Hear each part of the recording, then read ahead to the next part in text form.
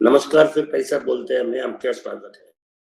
मैं आनंद श्रीनिवासन। आज हमारे लिए बहुत अच्छा खबर मिला था। कल रात भारत ने वर्ल्ड कप जीत ली है। ये चौथी बार हो गया कि भारत ने क्या वर्ल्ड कप जीती है। 83 में जीती थी पहले, 2007 में T20 वर्ल्ड कप जीती, 2011 में T50 वर्ल्ड कप जीती थी। पिछले साल फाइनल हार गई, लेकिन आज तो फिर T20 वर्ल्ड कप जीत हासिल हुई है।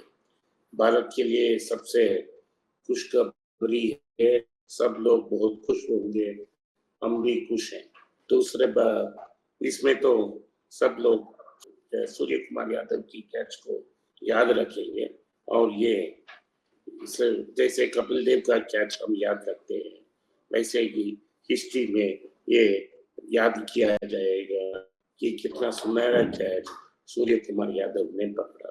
आज रविवार है कि मैं चेन्नई में नहीं हूँ, बाहर हूँ, तो रिकॉर्डिंग बाहर से आ रहा है। आज का ताजा खबर ये है कि 3 महीने के बाद पहली बार FIS ने नेट पॉजिटिव इंडिया में खरीदा है, लेकिन उसी समय फिडेलिटी इंश्योरेंस ने 1 करोड़ के ऊपर amount of shares HCL tech में बेचा है।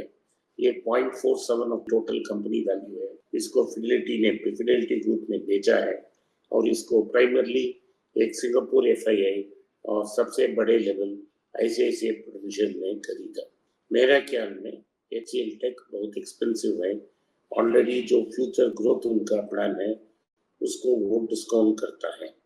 और ये भी न्यूज आया है कि शिव बनर्जी ने बोला है कि भारत में वो मिनी कंप्यूटर्स और माइक्रो कंप्यूटर्स असेंबल करेंगे और बाहर, देश के बाहर बेचेंगे HP जैसे कंपनियों के कंपटीशन के अगेंस्ट। ये प्राइमरली ये टारगेट होप कर रहे हैं कि जो AI के कारण हार्डवेयर में कुछ बूम आ रही है, उसको कैसा एक्सपेक्ट किया जाए। आपको शायद याद होगा कि एक जमाना था जब भारत में HCL और विप्रो कंप्यूटर मार्केट को डोमिनेट कर रहे थे, और उसके बाद वो फॉरेन कॉम्पिटिटर्स के सामने टिक नहीं पाए और अपना हार्डवेयर ऑपरेशंस बंद कर ये सब एक सॉफ्टवेयर कंपनी में मॉर्फ हो गया है। क्योंकि हम सॉफ्टवेयर कंपनी के बारे में बात कर रहे हैं, हमें टेक महिंद्रा के बारे में बात करना बहुत आवश्यक है। मिस्टर जोशी, जिन्होंने इंफोसिस से आके टेक महिंद्रा का MD बन गया, उन्होंने एक इंटरव्यू दिया है। उस इंटरव्यू में उन्होंने सीधा बोल दिया है कि ईयर ऑफ 24-25 उनका टर्नअराउंड ईयर होगा। आपको याद होगा कि टेक महिंद्रा में टर्नओवर बहुत कम हुई और प्रॉफिट्स बहुत डिप हुआ और वैल्यूएशंस बहुत ज़्यादा हो गया। लेकिन जब हमने कंसिडर किया, वो सब ₹1000 स्टॉक था, अब 1000 के ऊपर ट्रेड हो रही है। और उन्होंने बोला है कि 24 and 25 year of turn around होगा, और वो टेक महिंद्रा को कम्प्लीटली टर्न अराउंड कर सकते हैं। जो IT का बिग 4 के बारे में जिक्र करता था, 3-4 साल में हमने इसको अक्यूमुलेट कर कर एक छोटा सा पोजीशन हमने कायम की थी। लेकिन अब इंफोसिस के सिवाय और सारे कंपनियां बहुत एक्सपेंसिव हो चुके हैं, और अगर इंफोसिस भी 1350 रुपया के नीचे ही हम कंसिडर कर सकते हैं, इसके ऊपर कंसिडर करना लाजमी ना होगा। तो उसके बाद हम इसके अलावा दूसरा न्यूज़ जो है वो टाइटन में है। टाइटन में एक बड़ा मूव किया है। वो भारत के बाहर एक सब्सिडरी फॉर्म कर रही है, जॉइंट वेंचर के नाम से। वो बांग्लादेश में मैन्युफैक्चरिंग शुरू कर रही है। वो तनिष्क ज्वेलरी का मैन्युफैक्चरिंग एक नया फैक्ट्री बांग्लादेश में लगाकर कर रही है। लेकिन वो अकेले नहीं कर रही है, रितम नाम के ग्रुप के साथ ये जॉइंट वेंचर होगा। जो तनिष्क की ज्वेलरी जो है वो बांग्लादेश में मैन्युफैक्चर होगा और उधर ही रिटेल होगा। अगर प्रोडक्शन कामयाब रहा तो थर्ड पार्टी कंट्रीज में भी एक्सपोर्ट किया जाएगा। सो टाइटन एक ऐसा टाटा कंपनी है जो निरंतर एक्सपेंशन मोड में है।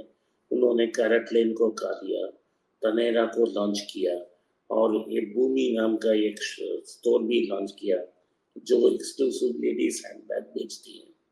तो कैटेगरी ऑफ ओपन अप कर रहे हैं जहां मार्जिन बहुत बड़ा है और एक इंडियन ब्रांड एब्सेंट है।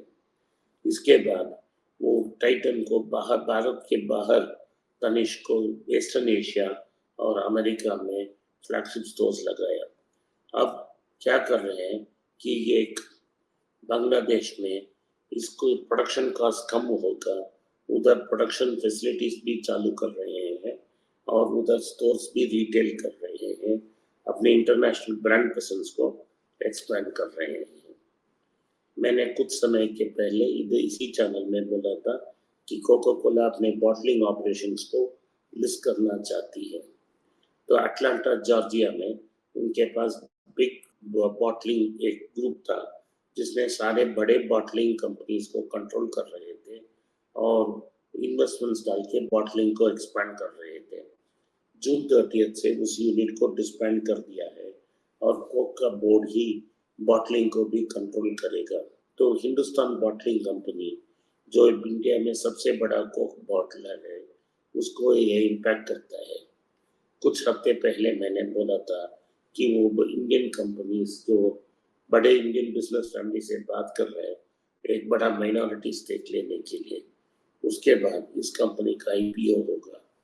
तो वर्लपूल के बाद एक और हुंडई के बाद एक बड़ा इंटरनेशनल ब्रांड भारत में आईपीओ डालकर, क्योंकि इधर वैल्यूएशंस बहुत ज्यादा मिल रहे हैं, लोग पैसा देने के लिए तैयार हैं, इस पैसे को कैश इन कर बाहर वापस अमेरिका ले जा रहे हैं। तो हम कैपिटल एक्सपोर्ट कर रहे हैं भारत से बाहर। तो ये हिंदुस्तान बॉटलिंग कंपनी आईपीओ की तरफ मूव हो रही है और उन्होंने कल एक सिग्निफिकेंट स्टेप ले ली है।